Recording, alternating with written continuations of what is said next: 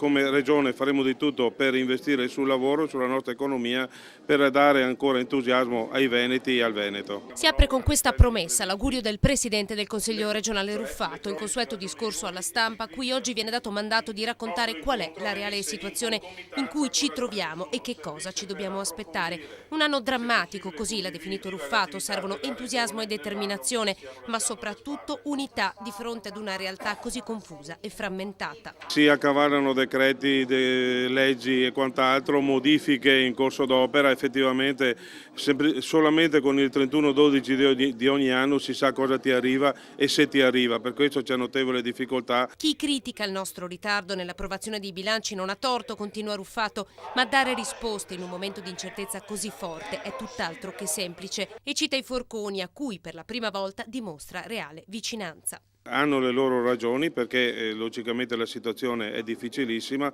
molti hanno perso il lavoro, molti chiudono le attività e logicamente c'è lo sconforto. Sta nella capacità nostra di farle riprendere la fiducia nella politica e nelle istituzioni dando dei segnali.